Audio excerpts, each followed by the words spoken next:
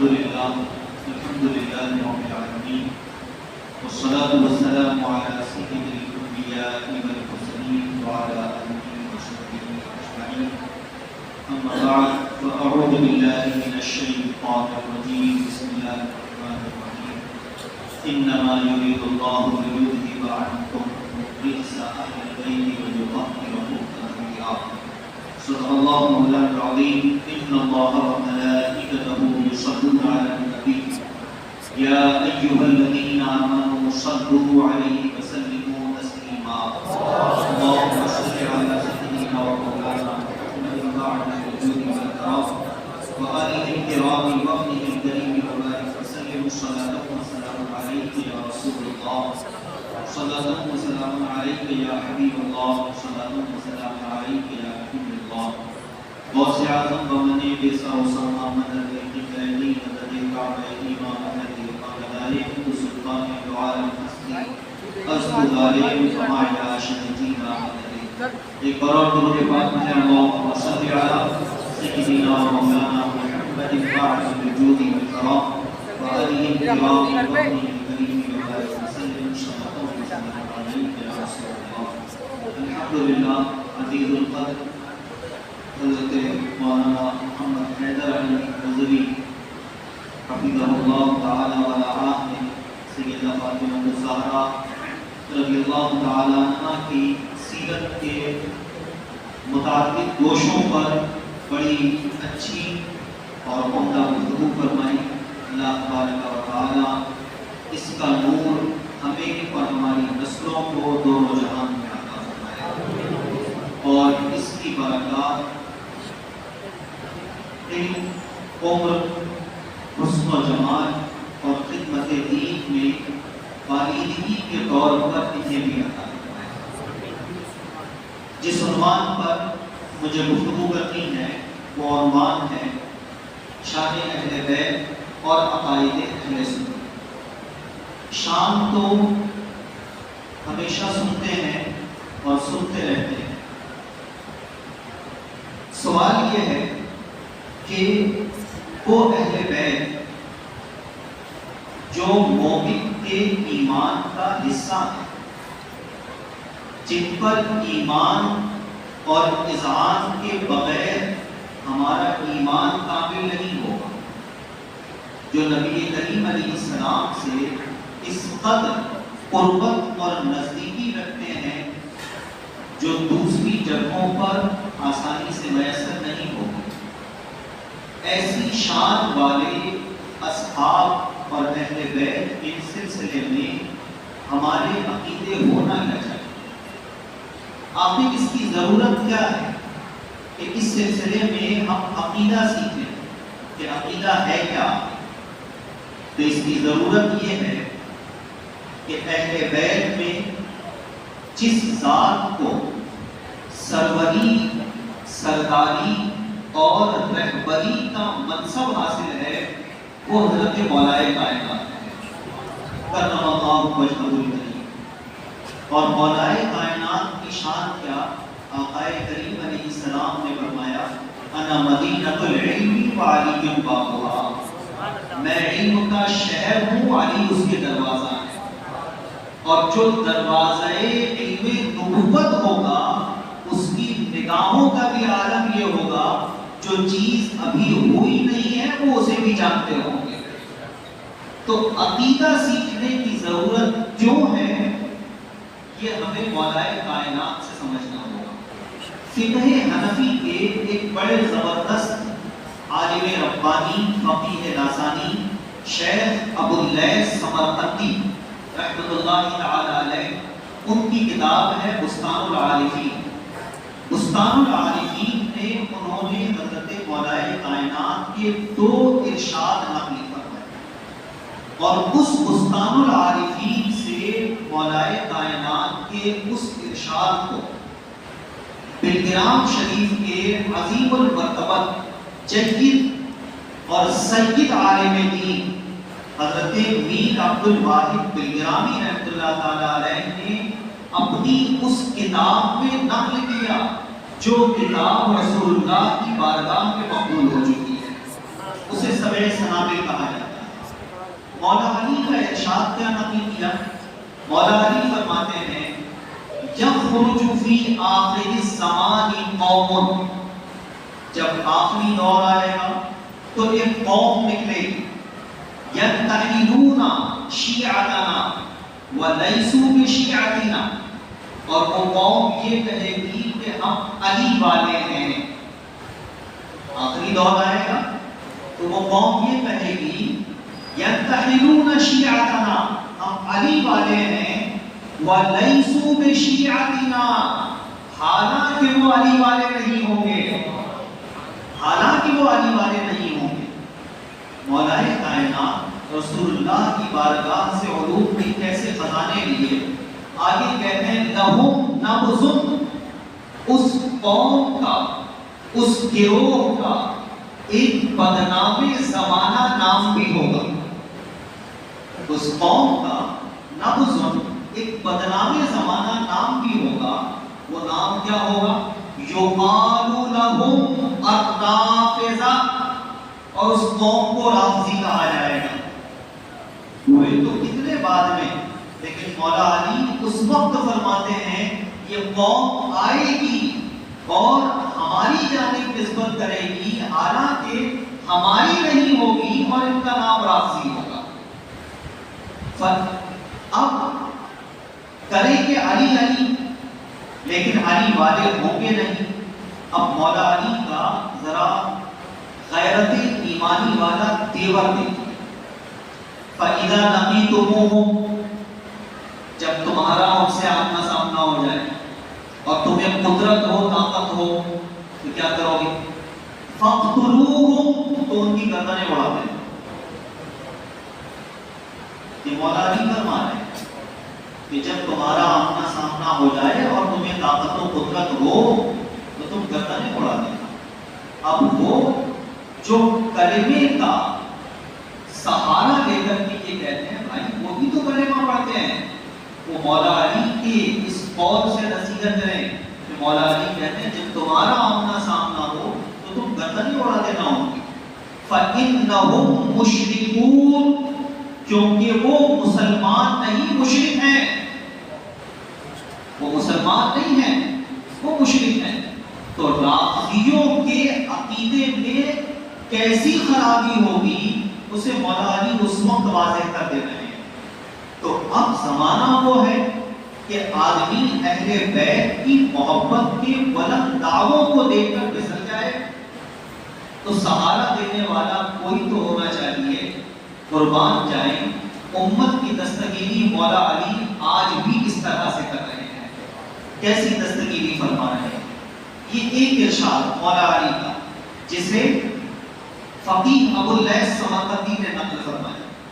اب دوسرا قول مولا علی رضی اللہ تعالیٰ عنہ کا ایک قول، اسے بھی فقیہ ابو اللیث سمرقندی نے نقل فرمایا۔ وہ فرماتے ہیں یحلف فیہ، مولا علی کہتے ہیں میرے معاملے میں اثنان، دو طرح کے لوگ تباہ ہو جائیں گے۔ میرے معاملے میں دو طرح کے لوگ تباہ ہو جائیں گے۔ کون تباہ ہوں گے؟ محب مفرط، مولا علی فرماتے ہیں ایک تو وہ ہوگا جو مجھ سے حد سے زیادہ محبت کرے گا، محب مفرط، جو مجھ سے حد سے زیادہ محبت کرے گا وہ ہلاک ہو جائے گا۔ دوسرا گروہ جو میرے معاملے میں ہلاک ہوگا وہ مبغض مفرط، اور جو مجھ سے حد سے زیادہ دشمنی کرتے ہیں وہ بھی ہلاک ہو جائے گا۔ اب وہ جو حضرت علی سے بے پناہ محبت کا دعوے دار ہے کہ ہم بے پناہ محبت کرتے ہیں مولا علی اور ان کے خاندان سے، وہ کون ہیں؟ وہی تو شیعہ ہیں۔ تو یہ شیعہ ہلاک ہوں گے، ان کی ہلاکت کی بات مولا علی فرما رہے ہیں، یہ ہلاک ہوں گے۔ اور پھر ان کے مقابل وہ جو حضرت علی کو، اہل بیت کو بعض صحابہ کی محبت کی آڑ میں برا بھلا کہنے پر آ گئے، وہ ناصبی اور خارجی لوگ، مولا علی فرماتے ہیں مبغض مفرط، دشمنی کرنے والے، یہ بھی ہلاک ہوں گے۔ اور یہ بھی جہنم کا ایندھن بنیں گے۔ تو مسلمانوں، اہل سنت کے عقائد اہل بیت کے متعلق کیا؟ دو گروہ مولا علی نے بیان فرما دیے۔ ایک وہ ہوگا جو حد سے زیادہ محبت کا دعویٰ کرے گا، اور اس حد سے زیادہ محبت کے دعوے میں وہ پہنچے گا کہاں تک؟ نعوذ باللہ، وہ یہاں تک کہ پہنچے کہ انہوں نے پہلے تو حضرت علی کو معصوم کہا، اور پھر اس سے بھی آگے بڑھے، اور پھر نعوذ باللہ انبیاء سے افضل بنا دیا مولا علی کو۔ تو یہ وہ ہے جو حد سے آگے بڑھے اور ہلاک ہو گئے، اور دوسرے وہ جنہوں نے دشمنی مول لی حضرت مولا علی رضی اللہ تعالیٰ عنہ سے، اور وہ آپ سے برسرے پیکار ہوئے۔ یہ دونوں طرح کے طبقے ہلاک ہوئے، تو اے مولا علی پھر نجات کون پائے گا؟ آپ کے معاملے میں نجات کون پائے گا؟ حد سے زیادہ محبت کرے وہ بھی ہلاک، اور حد سے زیادہ دشمنی کرے وہ بھی ہلاک، نجات کون پائے گا؟ تو مولا علی کی ارشاد کی روشنی میں ہمارے عالم نے کہا اہل سنت کا ہے بیڑا پار، اصحاب حضور نجم ہے اور ناؤ ہے رسول اللہ کی، کہ نجات اہل سنت پائیں گے، کیونکہ یہ نہ محبت میں بڑھتے ہیں نہ دشمنی کرتے ہیں، یہ راہ اعتدال پہ رہتے ہیں، راہ توسط پہ رہتے ہیں، مسلک وسط یہی ان کا موقف ہوا کرتا ہے، وہ اس پر قائم رہتے ہیں، یہ نجات پائیں گے۔ اب اہل سنت، اہل جنت، اہل سنت، اہل جنت، یہ راہ اعتدال پہ کیسے رہتے ہیں؟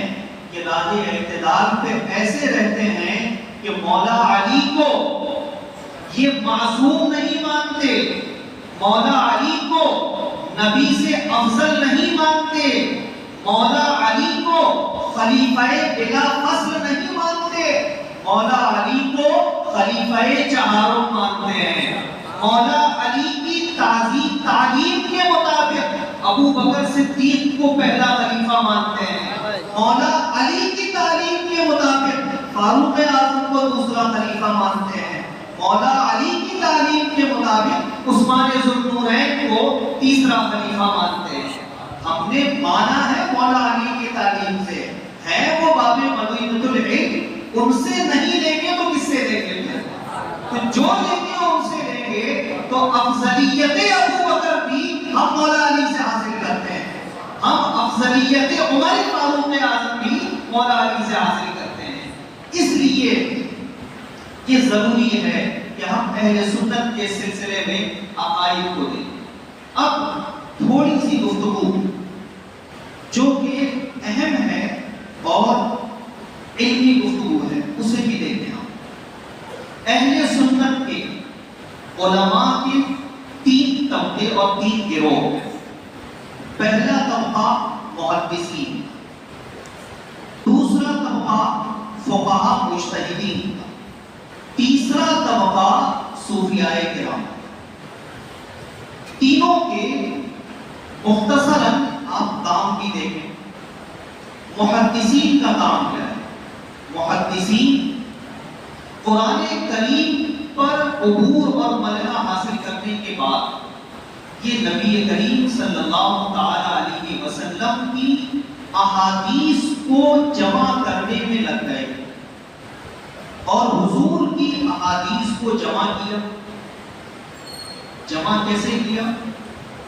ایک ارشاد حضور کا، مثال کے طور پر حضور کا ایک ارشاد، انما الاعمال بالنیات، عمل کا دار و مدار نیتوں پر ہوتا ہے۔ اس حدیث کو روایت کرنے والے حضرت عمر فاروق اعظم، لیکن حضرت عمر کے بعد وہ محدثین جنہوں نے اسے محفوظ کیا، ان محدثین کی تعداد 200 تک پہنچ جاتی ہے۔ اتنی بڑی تعداد وہ حدیث کو حاصل کر رہی ہے، اسے جمع کر رہی ہے۔ بعض نادانوں نے یا دشمنوں نے حدیث کے نام پر غلط بات لوگوں کے درمیان پیش کرنا شروع کی، محدثین موضوع کو الگ چھانٹ کر دیتے ہیں کہ یہ حدیث موضوع ہے. خلیفہ ہارون رشید کے زمانے میں ایک شخص نے 1000 حدیثیں گڑھ دی، ایک دو نہیں، 1000 حدیثیں، اور گڑھ کر کے یہ کہہ دیا کہ حضور کا فرمان، حضور کا فرمان، حضور کا فرمان. نعوذ باللہ من ذلک. ہارون رشید کو پتہ چلا، ہارون رشید نے اسے بلایا اور کہا تو نے حضور کی جانب غلط باتیں منسوخ کی، جبکہ میرے آقا کا فرمان ہے من کذب علی متعمدا فلیتبوأ مقعدہ فی النار، کہ جو میری جانب جھوٹ بات منسوخ کرے اس کا ٹھکانہ جہنم ہے. ہارون رشید نے کہا تیری گردن مار دوں گا. اس نے کہا بادشاہ گردن میری مار دیں گے لیکن میری ان 1000 غلط حدیثوں میں کیا کریں گے؟ 1000 غلط حدیثوں میں کیا کریں گے؟ ہارون رشید کا جواب سنیں. ہارون رشید کہتے ہیں یہ علماء جو بیٹھے ہوئے ہیں تیری غلط حدیثوں کو نکال کے الگ پھینک دیں گے، تیری غلط حدیثوں کو نکال کے الگ کر دیں گے، اور جو حضور کی اصل حدیثیں ہیں انہیں امت کے سامنے پیش کریں گے. تو یہ ہے وہ طبقہ محدثین جو حضور کے ارشادات کو جمع کرتا ہے. انہوں نے ارشادات کو جمع کر لیا. اب اس کے بعد دوسرا طبقہ مجتہدین فقہاء. مجتہدین کیا کرتے ہیں؟ محدثین کی جمع کی ہوئی ساری حدیثیں وہ بھی حاصل کرتے ہیں، اور حاصل کرنے کے بعد پھر وہ اس میں اور تحقیق کرتے ہیں، اور تحقیق کر کے آنے والے وقت میں جو مسائل پیدا ہو سکتے ہیں ان مسئلوں کا حل بھی وہ حضور کی حدیثوں سے نکال دیا کرتے ہیں. یہ دوسرا طبقہ ہے اس کا فقہائے کرام کا. پہلے طبقے میں طبقہ محدثین میں امام بخاری ہیں، امام مسلم ہیں، امام عامر شافعی ہیں، امام ابو داؤد، امام نسائی وغیرہ ہیں. دوسرا طبقہ جو احادیث کو بھی اکٹھا کرتا ہے اور اس سے نئے پیدا ہونے والے مسائل کا حل بھی نکال کے پیش کرتا ہے، وہ طبقہ مجتہدین ہے.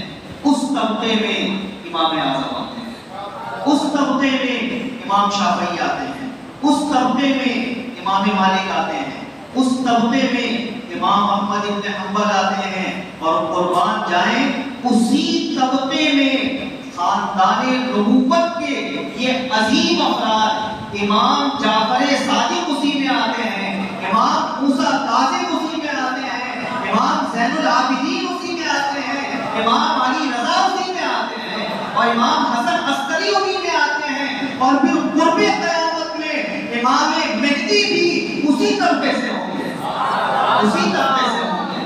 یہ دوسرا طبقہ علماء کا. اب اس کے بعد ایک تیسرے طبقے پر آ جائیں. تیسرا طبقہ کس کا ہے؟ صوفیاء کرام کا. یہ تیسرا طبقہ یہ احادیث کا بھی جامع اور مجتہدین نے جو کچھ مسائل پیش کیے یہ ان سب کی بھی سمجھ اور پرکھ رکھتا ہے، لیکن مسائل میں کہیں اختلاف بھی ہوتا ہے. جیسے امام اعظم نے فرمایا سر کا مسح چوتھائی تک کی فرض ہے. امام شافعی کہتے ہیں ایک بال کا مسح کر لیا فرض ادا ہو گئے. امام مالک کہتے ہیں پورے سر کا مسح کرنا ہوگا. تو امام اعظم کا مسلک کچھ اور، امام شافعی کا کچھ اور، امام مالک کا کچھ اور. یہ طبقہ صوفیہ یہ کیا کرتا ہے؟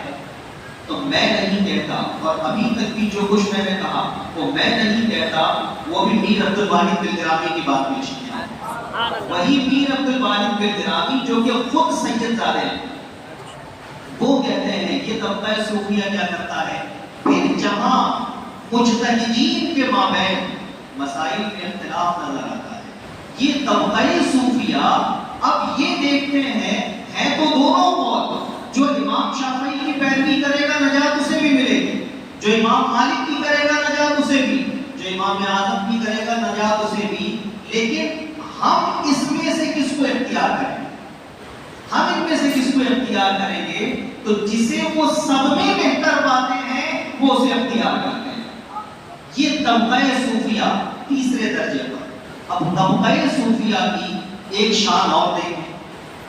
ایک آدمی وہ جس کو آپ کوئی چیز سمجھا رہے ہیں، آپ نے 1000 طریقے سے سمجھایا، اسے سمجھ نہیں ہے، کسی صوفی کامل کے پاس لے کر گئے، اس نے چہرے پر ہاتھ پھیرا، سر پہ ہاتھ رکھ دیا یا اپنی ٹوپی پہنا دیا، نگاہوں سے پردے اٹھا کر سب کچھ دکھا دیا. اس نے نگاہوں سے پردے اٹھا کر سب کچھ دکھا دیا. غوث اعظم انہی میں آتے ہیں. اور غوث اعظم، اب آئیے آپ، غوث اعظم شہزادہ رسول ہیں. پہلے طبقے کے اعتبار سے وہ محدث بھی ہیں، دوسرے طبقے کے اعتبار سے مجتہد بھی ہیں، تیسرے طبقے کے اعتبار سے وہ صوفی کامل بھی ہیں. غوث اعظم رضی اللہ تعالیٰ. اب آئے ہم کس پر؟ یہ 3 طبقے علماء کے. اب ہم اہل بیت کے متعلق جو عقیدے بیان کریں گے، ان عقائد میں محدثین کا عقیدہ بھی وہی ہوگا، مجتہدین کا بھی وہی ہوگا، اور صوفیہ کا بھی وہی ہوگا. کسی کے عقیدے میں کوئی فرق نہیں نظر آئے گا. محدث سے پوچھو کیا مولا علی معصوم ہیں، وہ کہیں گے نہیں. مجتہد سے پوچھو کیا مولا علی معصوم ہیں، وہ کہیں گے نہیں. صوفی سے پوچھو کیا مولا علی معصوم ہیں، وہ کہیں گے نہیں. ان تینوں سے پوچھو مولا علی کس نمبر پہ خلیفہ ہیں، تینوں کے تینوں کہیں گے چوتھے نمبر پہ خلیفہ ہیں. تینوں کی تینوں کہیں گے. اب جو ان سے الگ ہوگا، من شق شق فی النار، وہ کدھر جائے گا؟ وہ جہنم میں جائے گا. وہ کیونکہ اس نے سواد اعظم کو چھوڑ دیا، جمہور کو چھوڑ دیا، اجماع کو چھوڑ دیا، اس نے مسلمانوں کی اکثریت کو چھوڑ دیا. یہ دوسری بات. ایک بات اور، عقیدہ ثابت ہوتا ہے قرآن کریم کی آیت سے. اللہ ایک ہے. ثبوت کیا ہے؟ اللہ احد، اللہ ایک ہے. عقیدہ ثابت ہوتا ہے حضور کی حدیث سے. حضور کے ارشاد میں بھی ہے کہ لا الہ الا اللہ، اللہ کے سوا کوئی معبود نہیں، وحدہ وہ واحد ہے، اکیلا ہے. عقیدہ ثابت ہوتا ہے قرآن کی آیت، دوسرے درجے پہ حضور کی واضح حدیث، تیسرے درجے میں سواد اعظم. سواد اعظم کا مطلب کیا ہوتا ہے؟ حضور کے صحابہ سے لے کر آج تک کی امت مسلمہ جس عقیدے پر ہے وہی سواد اعظم. حضور کے صحابہ سے لے کر تو عقیدہ ثابت ہوتا ہے سواد اعظم سے. چوتھے درجے پہ آ جائے گی اور عقیدہ ثابت ہوتا ہے عقل سلیم سے. عقل سلیم کا مطلب کیا ہے؟ عقل سلیم کا مطلب یہ ہے کہ آدمی جنگل و بیابان میں اس تک کسی نبی کی دعوت نہ پہنچے، لیکن وہ کائنات کو اور اپنے وجود کو دیکھ کر یہ مان لے یقیناً مجھے کسی نے پیدا کیا ہے. تو ایسی عقل جہاں ہو اسے عقل سلیم کہا جاتا ہے. تو عقیدہ ان 4 دلیلوں سے ثابت ہوتا ہے، قرآن کی آیت، حدیث مبارکہ، سواد اعظم اور عقل سلیم سے.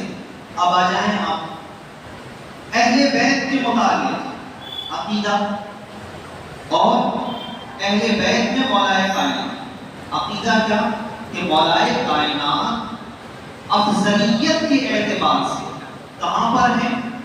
چوتھے درجے پر. مولا کائنات معصوم نہیں ہے، یہ بھی عقیدہ، وہ معصوم نہیں ہے. اب مولا کائنات معصوم نہیں، کیا یہ عقیدہ عقل سے ثابت ہو سکتا ہے؟ تو یہ عقیدہ عقل سے ثابت نہیں ہو سکتا. مولا کائنات کا نمبر افضلیت کے اعتبار سے چوتھا ہے، کیا یہ عقل سے ثابت ہو سکتا ہے؟ تو یہ بھی عقل سے ثابت نہیں ہو سکتا.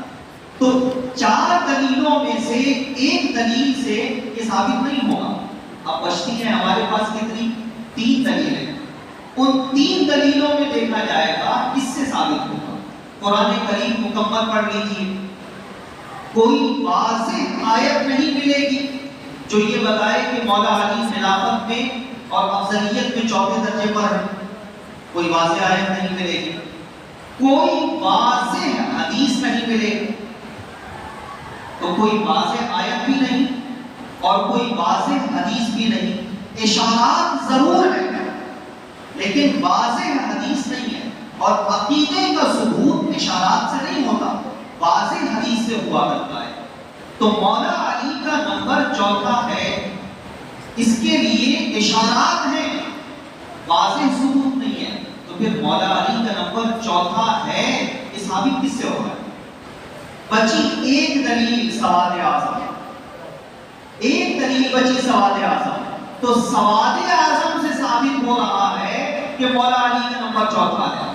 اب سواد اعظم سے کیسے ثابت ہو رہا ہے؟ جب نبی کریم علیہ السلام کے وصال ظاہری کے بعد خلیفہ منتخب کرنے کی بات آئی، سارے صحابہ نے جسے پہلا خلیفہ چنا وہ ابو بکر صدیق، اور ان سارے صحابہ میں ابو بکر صدیق کو چننے والے خود مولا علی بھی شامل ہیں. خود مولا علی بھی ہیں، سیدہ فاطمہ بھی ہیں، مولا علی بھی ہیں، حسنین بھی ہیں. پھر ان کے بعد دوسرے خلیفہ علی آئے تو وہاں چنا گیا کسے؟ عمر فاروق اعظم. انہیں بھی چننے والوں میں کون؟ خود مولا علی بھی موجود ہیں. پھر تیسرے نمبر پہ باری آئی حضرت عثمان غنی کی. انہیں بھی چننے والے کون؟ تو انہیں بھی چننے والوں میں مولا علی بھی موجود ہیں. تو سواد اعظم سارے صحابہ نے اتفاق کیا، اور صحابہ کے بعد جتنے مسلمان ہوئے ان سب نے اس چیز کو قبول کیا. تو یہ سواد اعظم یہ دلیل ہے اس بات کی کہ مولا علی کی خلافت چوتھے نمبر پر ہے. حضرت سیدنا امام اعظم ابو حنیفہ رحمۃ اللہ تعالی علیہ سے سوال کیا گیا کہ اے امام اعظم، اہل سنت کا مسلک ہے کیا؟ اہل سنت کا مسلک ہے کیا؟ امام اعظم نے کتنی پیاری بات کہی، اور اس پیاری بات کی پیاری تفسیر جو میر عبد الواحد بن گرامی نے کی اسے دیکھی. امام اعظم نے فرمایا اہل سنت کا مسلک کیا ہے؟ تفضل الشیخین. امام اعظم فرماتے ہیں اہل سنت کا مسلک یہ ہے کہ شیخین یعنی ابو بکر اور عمر، ان دونوں کو سارے صحابہ میں سب سے افضل مانو، سب سے افضل مانو. وَتُحِبُّ الْخَطْنَتَيْنِ، اور خطنتین یعنی عثمان غنی اور مولا علی سے خوب محبت کرو. تو شیخین کو افضل جانو اور خطنتین سے محبت کرو. یہ امام اعظم نے فرمایا. امام اعظم دریائے علم جن کے سینے میں بہہ رہا ہے، دریائے علم جن کے سینے میں بہہ رہا ہے، اس جملے پہ غور کیجیے گا. امام اعظم دریائے علم میں نہیں بہہ رہے ہیں، علم کا دریا امام اعظم کے سینے میں بہہ رہا ہے. وہ امام اعظم. اب دیکھیں امام اعظم کے اس قول کی تشریح میر عبد الواحد بن گرامی سے لیجیے. میر عبد الواحد بن گرامی کہتے ہیں شیخین کو افضل جانو، اس کا یہ مطلب نہیں ہے کہ عثمان غنی اور مولا علی میں کوئی کمی ہے. شیخین افضل ضرور ہیں لیکن اس کا یہ مطلب نہیں کہ ان دونوں کے اندر کوئی کمی ہے، بلکہ ان کی افضلیت ان کی کمی کے بغیر ہے. یہ بھی اپنی ذات میں کامل ہیں. عثمان غنی بھی کامل اپنی ذات، مولا علی بھی اپنی ذات میں کامل. اس چیز کو سمجھیں گے کیسے کہ وہ افضل ہیں اور اس کے باوجود یہ ان سے نیچے ہیں مگر ان میں کوئی کمی نہیں ہے. یہی میر عبد الواحد بن گرامی ایک حدیث پیش کرتے ہیں. کیسے سمجھیں گے؟ تو کہتے ہیں آقا کائنات علیہ السلام کی خدمت میں جبریل امین حاضر ہیں اور جبریل امین عرض کرتے ہیں یا رسول اللہ علیہ الصلوۃ والسلام، عمر کو آسمان والے بھی پہچانتے ہیں. عمر کو آسمان والے بھی پہچانتے ہیں. آقا کریم علیہ الصلوۃ والسلام نے ارشاد فرمایا, انہوں نے پہلے یہ عرض کی کہ یا رسول اللہ عمر آ رہے ہیں, تو حضور نے فرمایا کہ اے جبریل کیا عمر کو آسمان والے بھی پہچانتے ہیں؟ اب اس پر جبریل امین عرض کرتے ہیں یا رسول اللہ عمر کو زمین والوں سے زیادہ آسمان والے ہی پہچانتے ہیں. زمین والوں سے زیادہ آسمان والے ہی پہچانتے ہیں. تو آقا کریم علیہ السلام نے فرمایا جب بات ایسی ہے تو عمر کی کچھ فضیلتیں بیان کرو گے؟ جبریل امین عرض کرتے ہیں یا رسول اللہ علیہ السلام اگر میں حضرت نوح علیہ السلام کی عمر لے کر آ جاؤں, اگر میں حضرت نوح علیہ السلام کی عمر لے کر آ جاؤں 950 سال کی عمر, اتنی عمر لے کر آؤں اور پھر آپ کے سامنے عمر کے فضائل بیان کرنا چاہوں تو بھی پورے بیان نہیں کر سکتا. عمر نوح لے کر کون آئے؟ سید الملائکہ آ جائے, فرشتوں کا سردار آ جائے, رسول آ جائے, وہ کہے پھر میں عمر کے فضائل بیان کروں تو میں عمر کے فضائل بیان نہیں کر سکتا. اتنی فضیلت.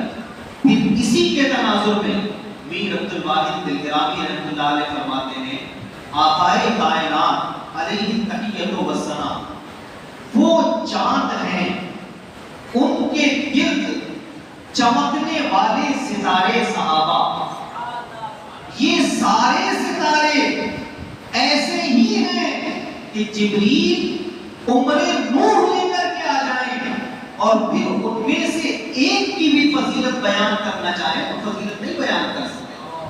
تو یہ بات صرف عمر کی نہیں, وہ عبداللہ ابن مسعود کی فضیلت بیان کرنا چاہیں تو بھی نہیں ہو سکتی, سعد ابن ابی وقاص کی بیان کرنا چاہیں تو بھی نہیں ہو سکتی, حذیفہ ابن یمان کی بیان کرنا چاہیں تو بھی نہیں ہو سکتی, عبداللہ ابن عباس کی بیان کرنا چاہیں تو بھی نہیں ہو سکتی. کیسے نہیں ہو سکتی؟ کیوں نہیں ہو سکتی ہے؟ تو میر عبد الواحد دلگرامی کہتے ہیں نادان دیکھتا نہیں یہ کس بارگاہ کے تربیت یافتہ ہے. دیکھتا نہیں یہ کس بارگاہ کے تربیت یافتہ ہیں, یہ اس نبی کے امی کے تربیت یافتہ ہیں جن کا دنیا میں کوئی استاد نہیں, ان کا استاد صرف اللہ ہے. تو جو اللہ کا شاگرد ہے یہ اس کے شاگرد ہے, تو ان کے مقام کو کون پہنچ سکتا ہے, ان کے مرتبے کو کون پہنچ سکتا ہے. اسی لیے کہتے ہیں ابو بکر افضل ہے لیکن عثمان میں کمی نہیں ہے, عمر افضل ہے مگر علی میں کمی نہیں ہے, وہ افضل ضرور ہیں لیکن اس کا یہ مطلب نہیں کہ ان کی شان میں کوئی کمی ہے, ان کے یہاں کوئی قصور موجود ہے. اب کہتے ہیں اب آ جاؤ دوسرے پہلو پر. امام اعظم نے ایک بات یہ کہی, دوسری بات امام اعظم نے کیا فرمائی, اور ختنتین سے محبت کرو, یعنی عثمان و علی سے محبت کرو. تو عثمان و علی سے محبت کرو. اب اس کا مطلب کیا ہے؟ کہتے ہیں افضلیت میں شیخین ان دونوں سے اوپر ہیں, یہ صحیح ہے, ان دونوں سے اوپر ہے, لیکن بات جب آئے گی محبت کی تو جس محبت کے حقدار ابو بکر ہیں اسی محبت کے حقدار عثمان و علی بھی ہیں, جس محبت کے حقدار فاروق اعظم ہیں اسی محبت کے حقدار عثمان و علی بھی ہیں. یعنی چاروں سے تمہاری محبت ایک جیسی ہونی چاہیے, چاروں سے محبت ایک جیسی ہونی چاہیے کہ چاروں تمہارے سردار ہیں, چاروں تمہارے آقا ہیں, چاروں تمہارے پیشوا ہیں, تو ان سے تمہاری محبت بھی ایک جیسی ہی ہونی چاہیے. تو افضلیت شیخین کو، لیکن محبت سب سے جو ہوگی وہ یکساں ہوگی، وہ برابر ہوگی۔ مولا علی سردار اہل بیت ہیں، سردار اہل بیت۔ ابھی دو عقیدے پر ہی گفتگو کی، باقی رہا یہ کہ اہل بیت میں آتی کون کون ہے، اہل بیت میں آتی کون کون ہے۔ مختصراً ذکر کروں، نبی کریم علیہ السلام کی 11 ازواج، 11 بیویاں وہ حضور کے اہل بیت ہیں۔ ان کے بعد میں نبی کریم علیہ السلام کی 4 شہزادیاں، شہزادوں کا تو وصال ہو چکا، تو یہ 4 شہزادیاں اور 11 ازواج کتنے ہو گئے؟ یہ 4 اور 11 15 یہ جو ہیں یہ اصل اہل بیت ہیں۔ یہ کیا ہے؟ اصل اہل بیت۔ ان کے بعد 3 اور، حضرت علی، امام حسن، امام حسین، یہ 3 داخل اہل بیت ہیں۔ وہ 15 جو ہیں وہ اصل اہل بیت ہیں، اور یہ 3 جو ہیں یہ داخل اہل بیت ہیں۔ کیسے کہ قرآن نے جسے اہل بیت کہا وہاں ازواج اور شہزادیاں ہیں، اور مولا علی وہ شہزادے نہیں ہیں، حسنین کریمین حضور کے اپنے شہزادے نہیں ہیں، یہ حضور کا کرم ہے کہ انہیں حضور نے اپنے اہل بیت میں شمار کر لیا۔ تو ان 3 کو داخل اہل بیت کہا جاتا ہے، وہ 15 اصل اہل بیت ہیں، یہ 3 داخل اہل بیت ہیں۔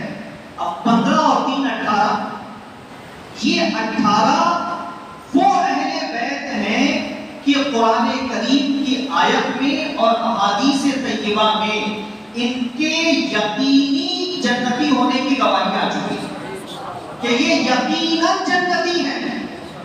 انما یرید اللہ لیذھب عنکم الرجس اہل البیت ویطہرکم تطہیرا، کہ اے نبی کے گھر والوں، اللہ یہ چاہتا ہے تم سے ہر طرح کی ناپاکی یعنی گناہ کو دور کر دے اور تمہیں خوب ستھرا کر دے کہ تم طاعت و فرما برداری والے ہو جاؤ۔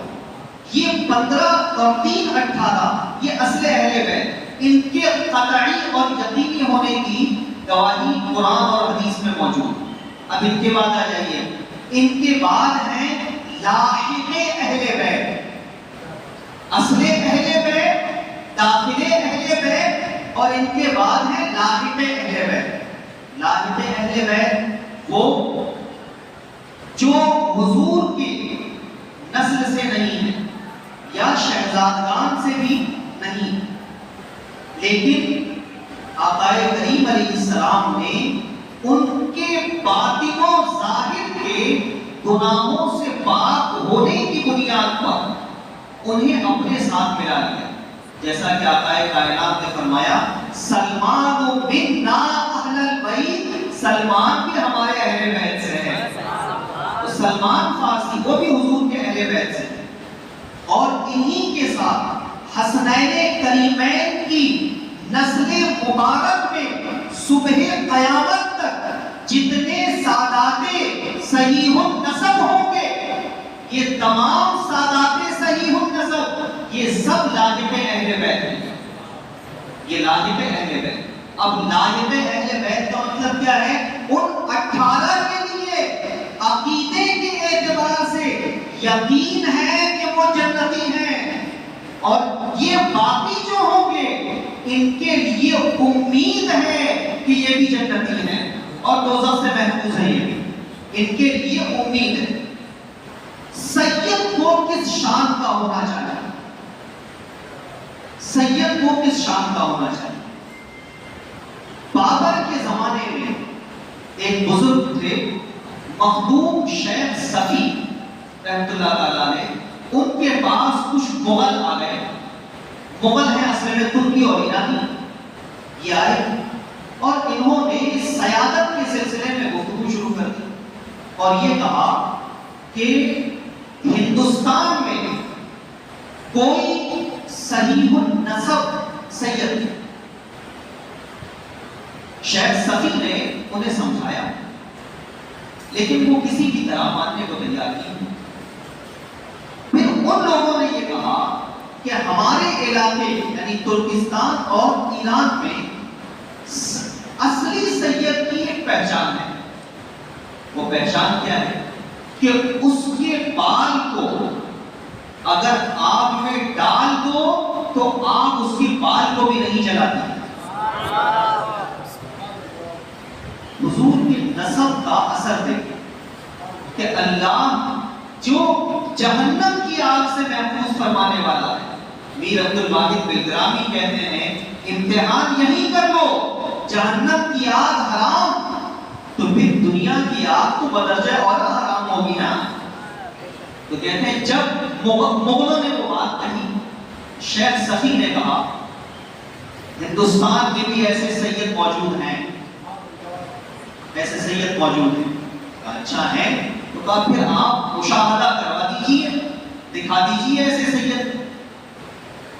تو بلگرام شریف کے ہی وہی سبع سنابل کے مصنف میر عبد الواحد بلگرامی, ان کے چچا حضرت سید محمد طاہر رحمۃ اللہ تعالی علیہ, شیخ صفی نے کہا سید طاہر کو بلواؤ.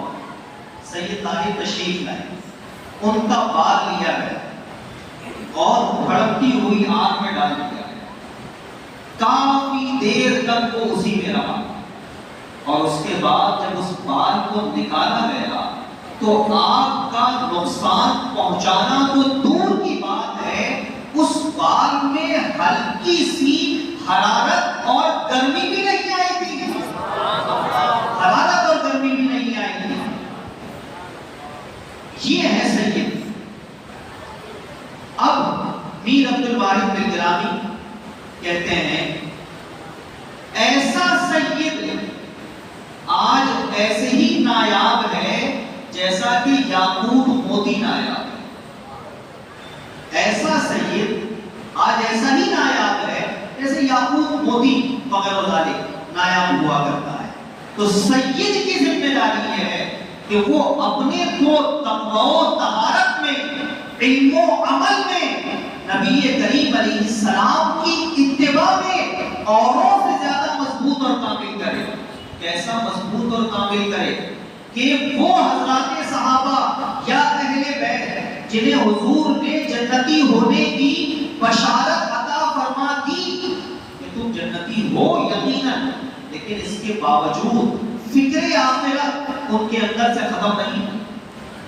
حضرت عمر جبریل امین آ کر فضیلت بیان, حضور جنتی ہونے کی بشارت دے.